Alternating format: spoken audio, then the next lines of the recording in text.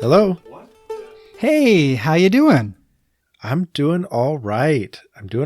My family and I got away to the beach house this weekend, and it was the first time that the five of us had been in one space for a concentrated time in probably 3 or 4 weeks. So it was awesome to be together. We had a lot of fun, and now I'm super happy to be on the phone with you. How about you? That's awesome. I'm doing really good. I got to light off my first fireworks this weekend.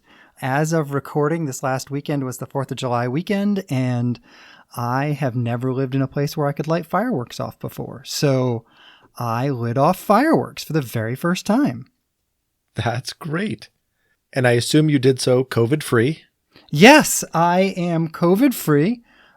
I had to quarantine for 1 extra day, and then I wore a mask for 5 days after that, kind of just following the basic COVID protocols that the CDC puts out. And yes, I was so excited to take that mask off. Oh, I hate masks. But right. But I tell you what, it works. My wife did not get COVID, so that's a win. That's impressive. Right? Anyway, I was calling because I finished a book that you recommended to me, and I wanted to talk about it. I finally am done with Managing Leadership Anxiety by Steve Cuss. I have only been done with this for about a week, and I literally have already recommended it to like 3 different people at my church. It has already gone on my top 5 books on leadership that have ever been written. I loved it, and I am really hoping to take some time to talk with you about it today. I'm so excited to talk about this. I mean, clearly I liked it and recommended it to you. So yes, it was actually an assigned book for one of my classes, a class that I actually really loved. There was a lot of really good assigned reading for that class. It was all about kind of the emotional life of a leader, so that we pay attention to the ways in which we show up for people and show up in our leadership. And this book is a prime example of that. So I'm excited to talk about this book. I feel like it has great content, but then a lot of good personal application as well. So I feel like this is going to be a really good dance between like book review and introspective life comments. Yeah, absolutely. Especially in the leadership space. Because one of the things I've noticed over the years about leadership is that it both puts some emotional and mental extra pressure on you. It also puts some extra spiritual pressure on you. And as a result of that, I have often said that leadership is one of the tools that God uses to bring out the brokenness in us. And I feel like Cuss digs into that thought and diagnoses better than I ever have why that is and then what to do about it. I feel like I got to have a conversation with him because he was building on my thoughts, and then I was just so excited with what he had to say. Yeah, and I felt like he did it in such a vulnerable way because he also was sharing stories from his life that helped illustrate what he was talking about and his own personal growth and journey. I thought it was a vulnerable book and a very real book. I think there were a number of times where he said something to the effect of, I'm not proud of it, but that was still a very real thought or a very real prayer that I had in that moment that I didn't even know I was having. I just needed to learn to be aware of how I was showing up. Even if I'm not proud of it, at least if I know, then I can consciously like recognize the thought and set it aside and do the spiritual work needed to live in a different direction than my initial thought. Yeah. Yeah. So let me jump in on that. Tell me some of your big takeaways from the book. Yeah, I think one of my main takeaways from this book is this idea of knowing yourself in order to be more present for somebody else. And the idea that he really worked with throughout the whole book is it's not enough to know yourself, though it is the only worthy starting point. But you have to take that knowledge of yourself and learn, therefore, how to set yourself aside, if you will, in order to be more present for somebody else. And so he really digs deep into how you show up. What do you bring into a leadership encounter that is bubbling underneath the surface that you need to be aware of so that you can consciously set those emotions, those thoughts, those fears, those whatever they are aside and literally be more present to what somebody else needs from you in that moment. That, to me, I think is the overarching point of the book, and he does it in such a phenomenal way. But that's my main takeaway is I don't need to just know myself. I need to know myself and then take the appropriate action in order to be a more present, more engaged, more responsive leader. I love that. So, I've been listening to Cuss on his podcast. He has been having this ongoing conversation between he and Ruth Haley Barton. And oh, dang. Yeah, it's amazing. Oh. It's just amazing. It's this 7-hour conversation that they record between the two of them talking about this stuff. It's just breathtaking. But he does something to Ruth Haley Barton that I am going to, if it's okay for him to do, I'm going to steal it and I'm going to do it. And that is to ask for specifics. So I think you're absolutely right. Like his main idea of the book is this idea of being aware of what's going on in me so that I can be more present. And he has this great, what's his language for this? Calm, aware, and present. That's his phrase. So that I can be more calm, aware, and present in moments when I'm leading. Can you think of an example where you work, where a moment where being more self-aware would have been helpful? So I'm going to take a leadership example from an area outside of work. I was new to a leadership role, and as I came onto this team as its leader, I was given some information about another member of the team that was meant to be helpful. It was meant to give me some information that I could use to better engage with this person and better establish some good working ground with this person. That information was uncomfortable for me to have received. And it made me interact with this individual in an uncomfortable way. I used it as, I need to be on my guard. I need to be defensive. I need to watch out for how this person might respond to me. So I threw up a bunch of walls and defense mechanisms, and I was very cautious in the way that I interacted with this team member. And that was noticed by this team member. And there came a day when this team member came to me and said, I don't really know what to make of our working relationship. We've only known each other a couple of weeks, and I don't feel like you've welcomed me as part of the team. I don't know what to make of some of your behaviors. And I brought to that moment some anxiety over, one, having received this information and not knowing fully what to do with it. Two, feeling like this person needs to be able to set the record straight. Am I even dealing with real information? And if so, what bearing does that have on our working relationship?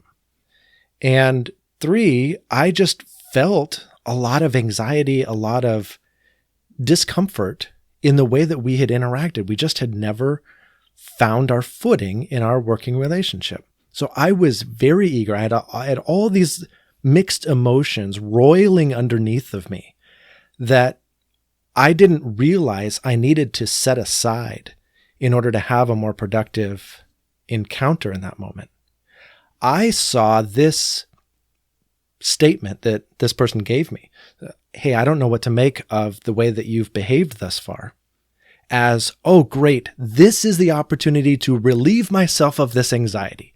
I get to just say, oh, well, by the way, I have this information that somebody said about you, and let me just put it out there so that you can refute it or do whatever you need to with it. But that's why I threw up these walls inadvertently.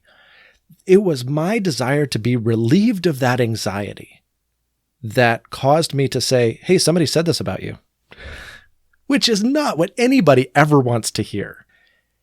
And what this person was looking for in that moment was vastly different from what I was looking for.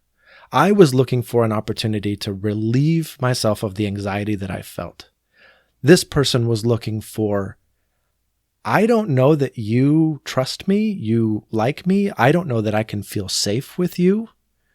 I need more solidity in our working relationship than we have thus far. And instead, I threw gasoline on all of that self-doubt or doubt about our relationship or whatever. I just threw fuel on that fire by saying, somebody's gossiping behind your back, and this is what they had to say. That to them was extraordinarily hurtful. And honestly, our working relationship never, ever recovered. I needed to recognize the anxiety that I was feeling in order to be able to set that aside and be able to show up more accurately, more receptively for this other person. Because, I missed. It was a swing and a miss, and it was the biggest leadership miss I've ever had. That's a great example. I appreciate you being willing to share that, because it hits on what I think is the real life situation that we all walk into, which is the moment where I walk into a conversation and I'm anxious about one thing and the other person is anxious about a completely different thing. And I can either respond out of my anxiety and make it worse, which we've all done, or I can be aware of my own anxiety enough to set it aside and read the anxiety that's in the room in the other person and address that. But I can't do both. I can't be unself-awarely anxious in my own head and have any chance of properly diagnosing the anxiety that the other person brings into the room. What a great illustration. Thank you for sharing that. Yeah. And I know we'll talk about this later, but, Cuss uses what he calls a verbatim. And this is an exercise of basically debriefing these leadership encounters. And as part of the class that I took where I had to read this book, we actually did verbatims with our classmates. And so we broke up into small groups and each of us got to present a verbatim. And this is the topic that I chose for my verbatim. So I've had some time to process this leadership encounter and really recognize what was going on inside of me that led to such a poor outcome for this leadership moment. So I had it prepared to talk about today because you had announced yet last week that we were going to talk about this book. And I'm like, I have to share this because this is the shining example in my life of what Steve Cuss is trying to get us to do. Yeah, that's exactly it. I mean, so tell me about, so I have never formally done this idea of a verbatim. And I'll be honest, when I read this book, it was probably my least favorite chapter. I was like, okay, Steve, that sounds excessive. Oh. And so I want to hear all about your experience. I am thrilled with the verbatim. I think it encapsulates everything that he's talking about in this book, because a verbatim literally is just you writing down verbatim, word for word, a leadership encounter. And you're not using names, you're just using initials or whatever.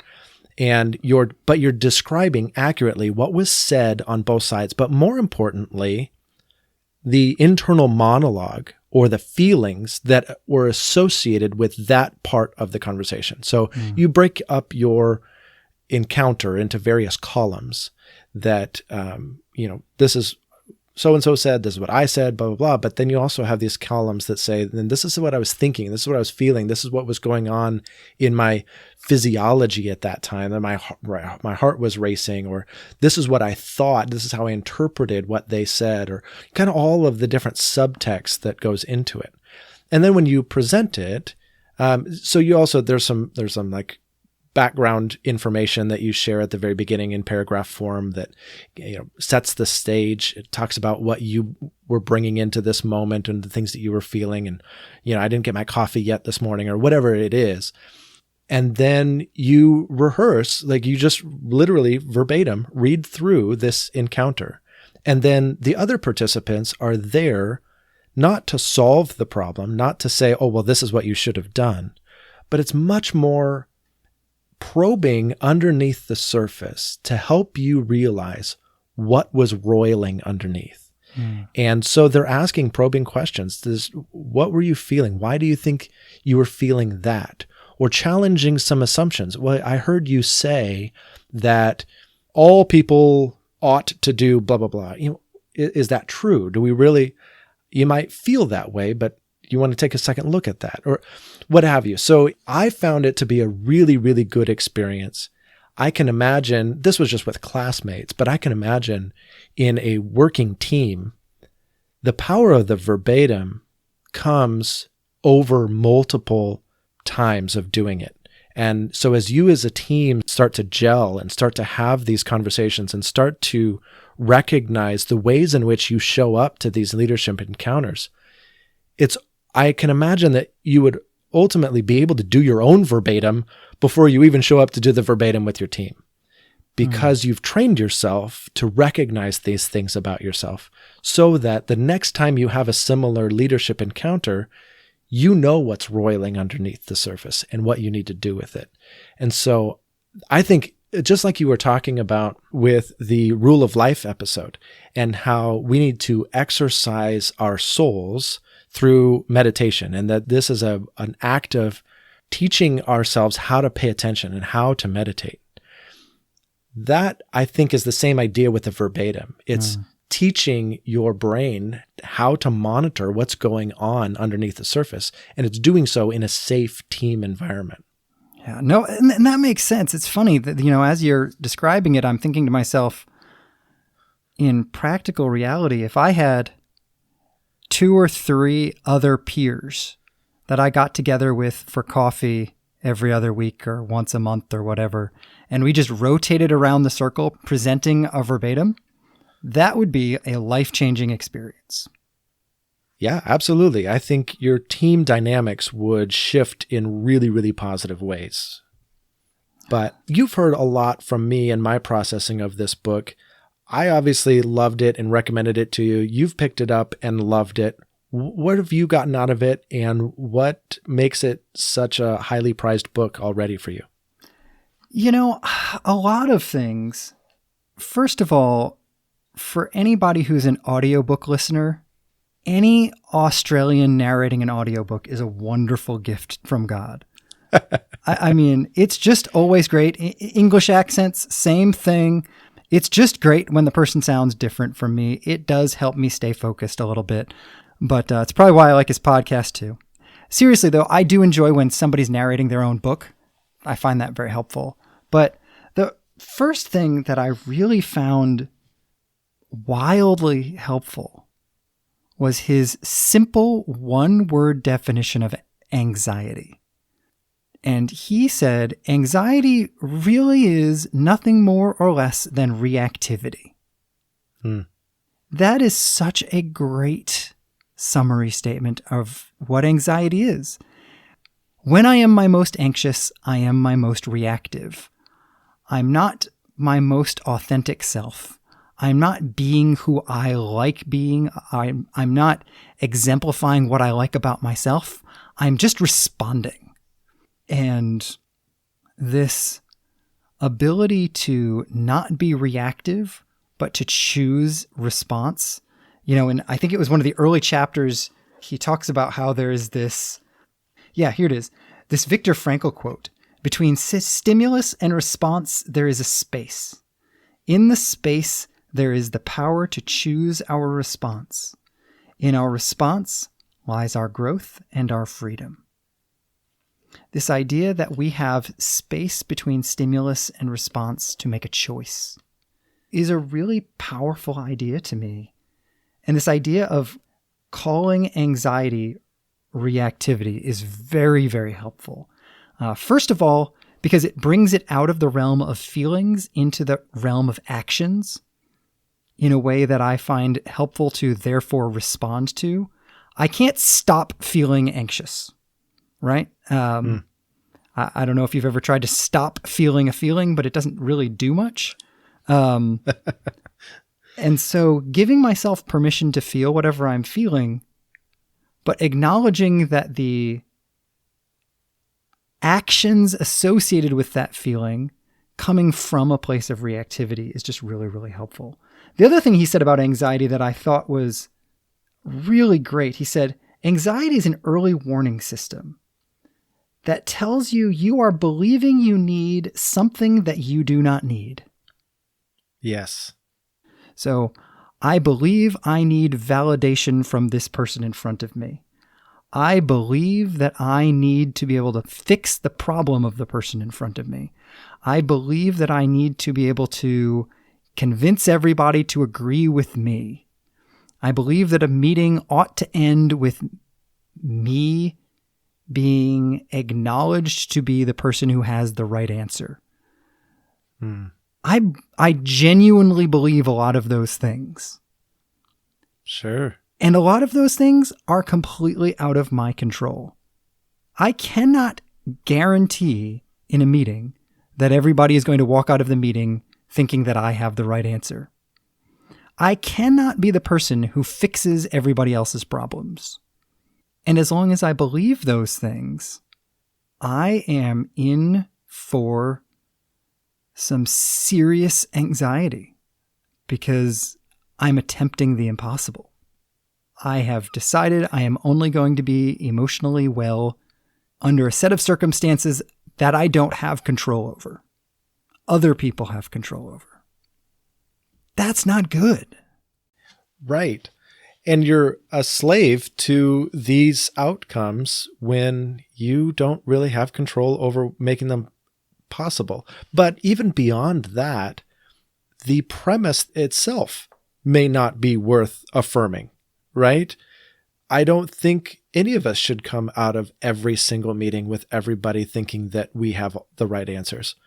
I happen to believe that same thing very often. So I'm not, casting aspersion here, but I ultimately think if I really sat down and thought about it, well, then everybody would just think like me. And I think ultimately that's probably problematic, even though I'm pretty sure I'm right a lot of the time. Yeah, no, absolutely. One of the things I appreciate about the why he wrote this book is that it invited me to look in the mirror. And as I looked in the mirror, one of the things that I noticed was that I really want to be a person who fixes the problem and gets everybody on the same page. So in my particular organization at my church, I work primarily with leaders at my church. Most of 90% of my time is spent with leaders in the church. And I want every one of those leaders to see me as the person they can go to who will fix it, solve it, or deal with it. Whether it is the lead pastor who is speaking to me or one of the other leaders, that's how I want people to see me. Well, that's one of those, I don't remember exactly how you said this, but you said it really well. Some of those are not desirable outcomes. Really? Should I create an organization that depends on me for everything? Right. Is that healthy? Is that good? Is that the most effective option? Because I'm always equipping and empowering other leaders, I can hide in the background and pat myself on the back for being very humble because I'm pushing everybody else into the spotlight, all the while knowing that I have equipped and empowered those people, and it's because I'm awesome that they're able to do what they're doing. And so I can be faux humble and feel very spiritual while all the while genuinely having this semi-invisible savior complex. And that's unnecessary, unhelpful, and exhausting. You're right. Steve Cuss wrote this book in such a way that he invites you, and I think you said it exactly right. It is an invitation, and it's a gentle invitation to look in the mirror. And as a result of that gentle invitation, you were able to see this and say, I'm not sure that I like what I see here. Yeah, exactly. I had a similar experience. As he said, one of the many suggestions he had was to make a list of the people that you judge. Yes, I have a list. I started to make a list as well, not because I think it's right to judge these people, but I probably should be aware of the people that I tend to judge. Just like you quoted Viktor Frankl exactly right. Between stimulus and response, there is a space. And so when I feel inclined to judge somebody, that is an automatic stimulus. So between stimulus and response, how I act in response to that automatic judgment, there is a space. And in that space is our power to choose our response. In our response lies our growth and our freedom. And so by listing the people that I automatically judge, I now empower myself to interrupt that thought and choose my response more wisely, more in line with my values.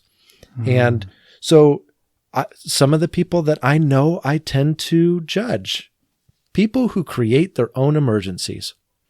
This, I think every single 911 person is tempted to judge people who create their own emergencies.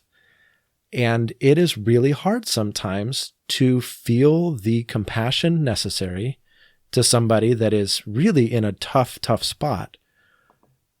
But I went on a ride along one time, and I was with the officer. The officer was listening to this gal tell a very long, complicated story about how her roommate had forged her way onto her cell phone plan and made all these erroneous charges, and it was such a horrible thing. And then all the while she's telling this story, she's constantly telling us that this roommate is a convicted felon. And over and over and over, this is a point she really wants us to know. She's a convicted felon. And the officer ended up saying at one point, well, when you have convicted felons in your life, you have convicted felons in your life. And it was his automatic judgment, if you will, coming through that said, yeah, you kind of created this situation. You want us to say this person is so bad, but you also brought this bad person into your life. And so people who create their own emergencies, it's very, very easy in my line of work to judge somebody like that. And I need to be aware of that, and I need to interrupt between stimulus and response in order to act appropriately. And I could go on with my list, but I don't know that I think the point is made even without me sharing my whole list. Yeah, the other question that he asked, or another question that he asked, that continued this idea of gentle invitation, he said at some point, whose anxiety is making you anxious? And I had a list. I could go through and mention certain people in my private relationships. I could mention certain people in my work relationships that I get very anxious because I think that they are stressed about something. Their anxiety makes me anxious, and I tend to be reactive because it's in my head. And I had a similar moment just literally today, or yesterday rather. I was at church, and one of the people whose anxiety makes me anxious mentioned something that had happened over the weekend. And my first response was to imagine a conversation I could have with all the people who were involved that could fix the problem. Because like I said, I want to be the person who fixes the problem and who helps everybody walk out of the room on the same page. Yeah. The situation had nothing to do with me. I wasn't involved in any way. And having made this list, these various lists, and kind of done some journaling about this and listening to his book, and I was able to look this person in the eye and say, have you talked to them about that? And then just leave it at that. I don't need to fix this. You just need to have a conversation with them. And if you can't have a conversation with them about it, then I don't need to be involved, because that's just basic step one stuff. If you can't get that done, you don't need my help. I mean, this is basic Bible, Matthew 18 kinds of stuff, right? Like, if you have an issue with another believer, talk to them about it. Right. And I was grateful for that moment between stimulus and response, because I could literally feel myself going into the imaginative mode of, I can be the savior and fixer of this, and I have to be. Not even I can be, I have to be. And I need to get worked up about it until I do. And then kind of toning down and thinking, nope, I'm going to pass on this one. Yeah. That's awesome. I'm so thrilled that this book was able to have just an immediate effect. You made a leadership choice in light of the skills taught in this book. Yeah, I mean, and he gives kind of these 3 basic steps to being free from anxiety that mirror very closely what we've read in You Are Not Your Brain, which is another book we both really liked. Mm-hmm. Very simply, he gives these 3 steps of notice it, name it, and rest free in Christ, which is very similar to the steps in that book, which are basically, and I'm going to not say this perfectly, but take note of the fact that you are having a deceptive brain message, or kind of what this book is calling anxiety, and then call it what it really is, and then divert your brain someplace else. Yeah. And I really appreciated his mantra for this, which he said was, Jesus died so I don't have to fill in the blank. So Jesus died so I don't have to do it right every time. Jesus died so I don't have to perfect every imperfection that I see. Jesus died so I don't have to perform. Whatever it is for you, for me, Jesus died so we don't really actually have to do what our anxiety is screaming we need to do. Yeah, that's exactly right. And a very freeing thought on a very practical level. I don't have to react to what this person is saying to me. I don't have to react to what I perceive this person to need. I don't have to react to my own sense of identity and the things that I believe I need, because some of them I don't actually need. Mm-hmm. Yeah. So huge thanks to Steve Cuss for putting out such an amazing book. If you are a leader, if you are preparing for leadership in any capacity, pick up this book, read it, work through it, think through it, look in the mirror. There's a lot to uncover, and I just highly, highly recommend this book. Yes, agreed. Yeah. So let's shift the conversation if we can. I want to hear thoughts from you. I want to know what it is besides this book that you've been thinking about this week. Yeah, sure. So I finished this book, and the next book that I picked up was Miroslav Volf's Exclusion and Embrace. Man, that's on my list. That's on my list. It is absolutely worth the hype. This is a brilliant book. Again, this time on sort of the social implications of the gospel for how we should treat people who are different than we are. Yeah. And what I love is in the introduction, he explains how he came about to write this book. And in order to understand the situation that led to the book, you have to understand he himself is a Croatian, and this book was conceived of in the early 90s, written in the middle 90s, right in the middle of the heated Bosnian War. So all of this is going on, and he is emotionally and mentally engaged in this context. And he delivers a lecture that he had titled, I believe, Exclusion and Embrace. And one of the professors, who was one of his mentors, Jürgen Moltmann, stands up after the lecture as he is talking about the power of the gospel to lead you to embrace your enemy. And Moltmann stands up and says, yes, but can you personally go out and embrace a Chechnik today? A Chechnik being one of the Serbian militarists who were fighting those very moments against the Croatian people. And this is Moltmann's response to him. Essentially, can you practically today go out and love your neighbor enough to give him a hug right here, right now, no matter what, right now?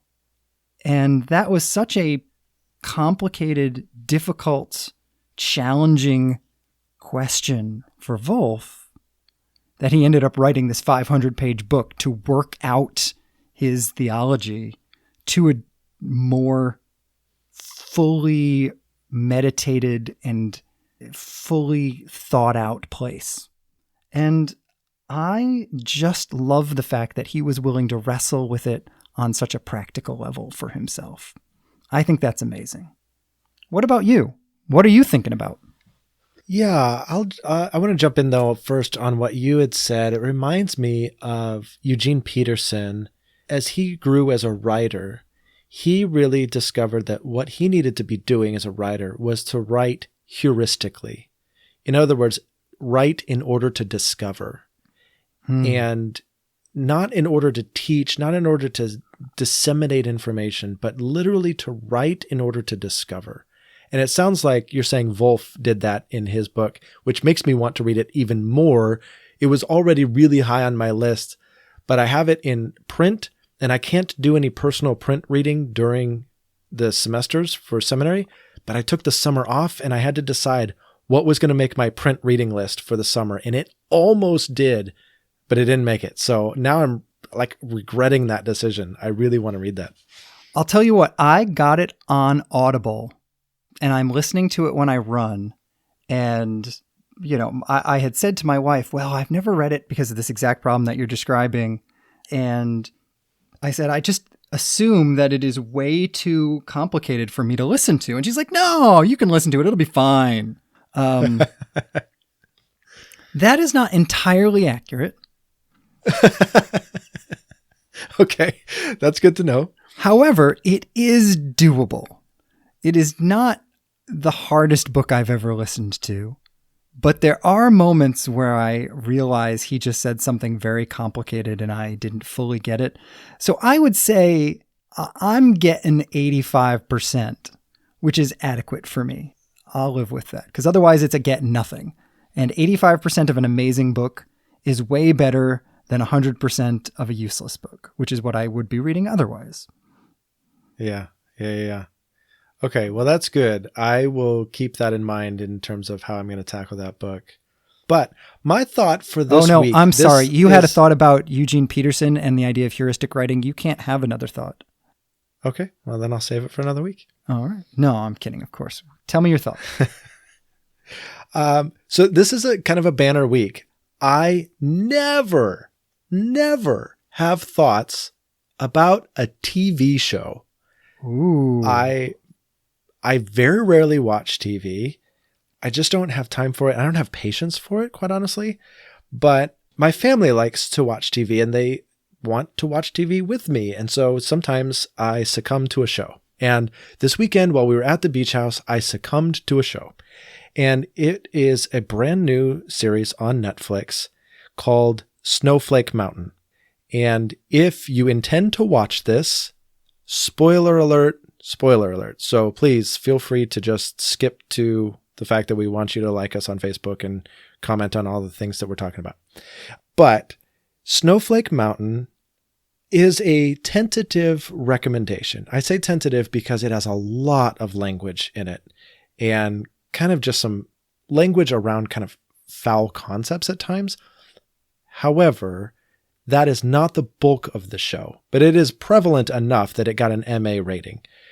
Aside from that, the content is amazing. And the premise of the show is to take a bunch of young, early 20s people that have kind of a failure to launch due to entitlement, due to laziness, due to whatever, and take them out into the wilderness with a couple of hosts that teach them survival type skills and how to take care of yourself and how to not have everything go your way. But I thought the very beginning of the show was going to be like, let's make fun of these people who can't get their lives together. Instead, the whole design of the show was fascinating.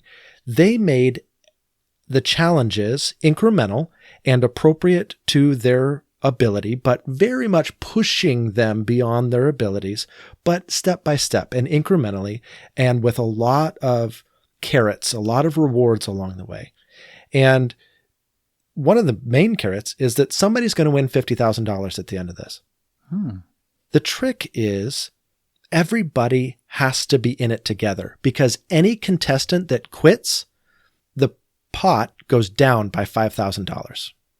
So they've structured the show out of the gate to make it so that they bond as a team and that they support each other. There's a reason to keep everybody around. And at no point do they kick anybody off the show. The only way you leave the show is if you quit. And if you quit, you cost everybody else $5,000, or somebody in the rest of the team $5,000.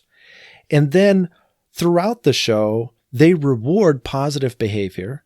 They reward progress that they see in individuals and as the group.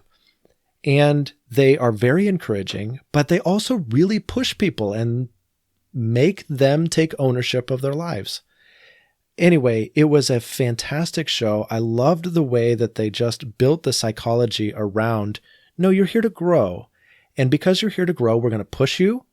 We're going to challenge you. We're going to do some things that frustrate you, but we're going to set the whole system up for you to succeed as a group and for you to support one another. And here's where I bring it around. I wonder what it would be like to structure church encounters in the same way. How could we design a retreat, or design a class, or design a discipleship program around these same ideas, that we push people out of their comfort zone, but we design the system in such a way that you are there to support one another from the outset. And you're very invested in everybody else's personal growth because you're doing this together as a team. I really thought the psychology of the show was amazing, and I think that we could learn a lot from it. That's awesome. What a fascinating idea. Yeah. That's great. Well, let's turn the conversation out here. First of all, we just want to ask you guys to keep connected with us. Like us, follow us on Facebook, Instagram, Twitter. But we would also love to have you jump over to Reddit and share with us your thoughts on leadership in general, some of the best leadership books that you've read, what you think about the things we were talking about managing leadership anxiety, and then what else you've been thinking about this week. We really want to hear from you. What's going on? What are you thinking about? Absolutely. And if you are following us on Facebook and Instagram and Twitter, you've seen that we posted the Which Josh question. And this week's Which Josh question is, which Josh had a metal rod put in his chest when he was 5? And that is Josh from Missouri. Yep. When I was born with a condition called pectus excavatum, which basically just means that the part of my chest where your sternum is was sunken in really, really low, and my ribs were curved too much, like curved inwards. And so If they hadn't fixed it, I never would have been able to develop proper lung size and certainly wouldn't have been running or anything like that. And so the way that they fix it is that they take a metal rod and they put it behind your sternum when you're very, very young and force your ribs to grow closer to straight. And then I think they leave the rod in for like 6 months and then out it comes. So my chest is still somewhat sunken in, but not near as much as it would have been without a lot of help from amazing doctors. Wow. Yeah. That sounds like a painful event. Like that just sounds like so much pressure on your chest for 6 months. Do you have any living memory of that? Some of my earliest memories are of the process, but that is not one of the things I remember. I don't remember it ever hurting. I did have to like relearn how to, not like learn how to breathe, but like, you know, that little breath machine that like tests how deeply you can breathe. I had to use that kind of thing every single day. And fortunately it was sold to me as a game to play. And so I wanted to do it all the time. But so I have some memories of recuperating that way. And I have some really horrible memories of being in the hospital and a host of things that were done wrong. It was the early 80s, and having a 5-year-old as a patient is a very complicated thing. And so it was pretty complicated. But that particular thing, no, I do not recall that being an issue. That's crazy. Wow. Well, I'm glad you don't have recollection of the pain, if there even was any. So yeah, me too. All right. Well, next week it is. All right. I can't wait. I am looking forward to getting to talk again. Talk to you then. All right. Take care. All right. Bye.